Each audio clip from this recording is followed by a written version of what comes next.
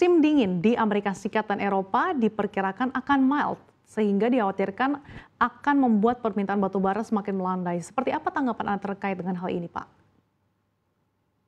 Hmm, Kalau menurut saya yang mendrive batu bara dunia itu China dan situasi China dan India ya. Jadi mungkin tidak terlalu terpengaruh kalau ada prediksi cuaca di Eropa dan Amerika tidak terlalu berpengaruh terhadap permintaan atau pergerakan harga batu bara dari Asia Tenggara.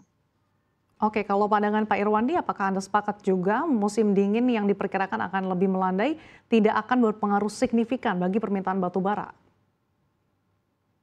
Ya, betul sekali bahwa kondisi cuaca atau musim yang ada di Amerika dan Eropa itu tidak punya pengaruh yang katakanlah punya pengaruh tapi kecil terhadap perbatubaraan Indonesia.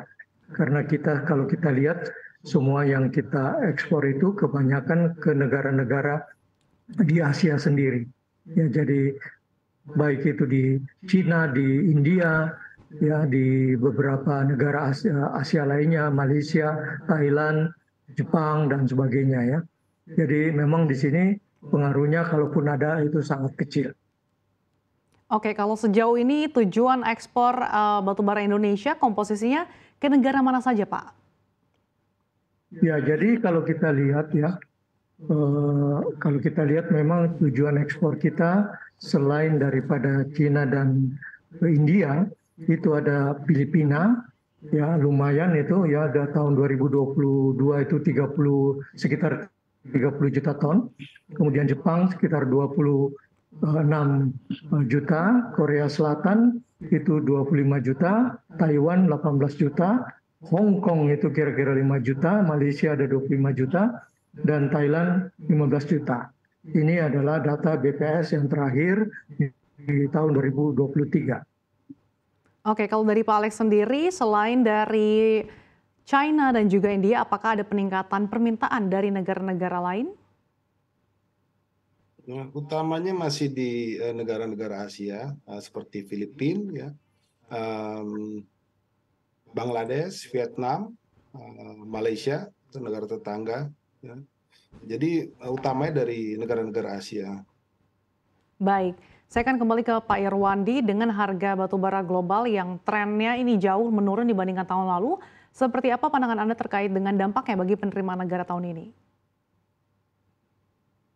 Kalau harga batu bara yang dibandingkan dengan tahun 2022 pasti akan berkurang pendapatan negara di tahun 2023 karena memang harga di tahun 2001 khususnya dan 2022 itu tinggi sekali dan di luar dugaan itu terjadi kurang lebih 2 tahun. Nah, jadi kita tidak boleh menjadikan dia sebagai perbandingan atau standar dibandingkan dengan tahun-tahun sebelumnya dan tahun 2023. Jadi memang akan terjadi penurunan dari penerimaan negara akibat dari penurunan harga batu bara. Ya, jadi kalau kita lihat di tahun 2022 HBA yang 6.000 ke atas itu bisa sampai 400 lebih, paling tinggi ya. Ini sekarang misalnya di Agustus 19 September itu sudah sekitar 160 US dollar. Jadi memang ini sangat signifikan.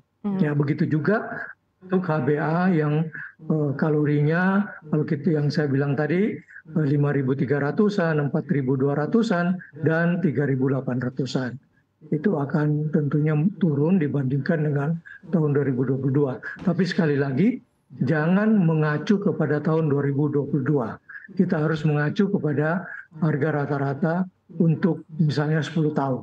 Itu baru kita mengatakan perbandingan itu wajar, bukan membandingkan dengan satu keadaan yang eksepsional. Oke, baik. Saya akan ke Pak Alex. Pak Alex, dengan harga batu bara yang dibandingkan tahun lalu melandai, seperti apa perkiraan Anda terkait dengan dampaknya bagi kinerja keuangan perseroan di tahun ini, dan seperti apa langkah-langkah yang akan dilakukan oleh perusahaan tambang batu bara? Ya, pertama itu memberikan dampak positif secara harga rata-rata penjualan batu bara. Kedua yang bisa dilakukan perusahaan adalah satu, menyesuaikan tingkat produksi dengan kemampuan produksinya. Kedua adalah mengatur cash flow sebaiknya, apalagi kita tahu bahwa ada kebijakan dari pemerintah yang bisa jadi mempengaruhi cash flow, sehingga dengan untuk mendukung kebijakan itu perusahaan harus siap mengatur cash flow-nya dengan baik ya.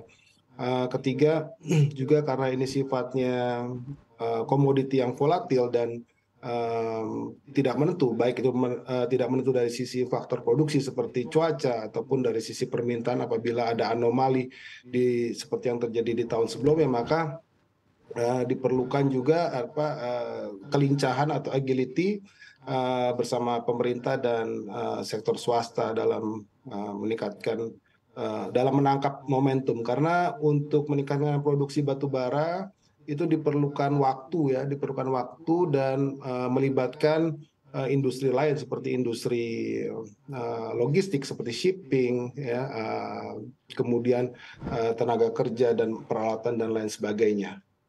Oke, baik. Lalu bagaimana perusahaan-perusahaan tambang batu bara di tanah air beradaptasi di tengah adanya tren EBT, Pak Alex? Bahwa memang secara pendapat umum bahwa di tren EBT ini kita memasuki fase energi transisi, di mana perusahaan batu bara sebenarnya dapat bersama dengan pemerintah mendukung energi transisi ini sampai periode waktu yang sesuai dengan rencana roadmap net zero emission.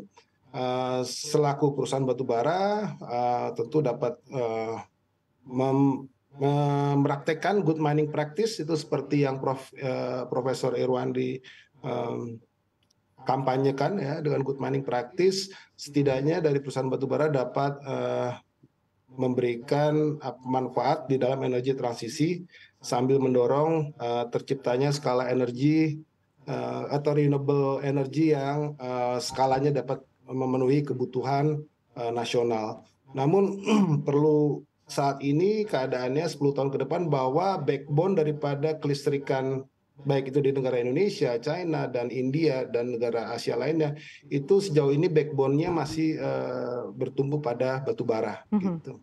Oke, artinya meskipun di tengah gencarnya tren menuju energi baru terbarukan, namun balik lagi backbone batu bara ini masih kuat di masa depan.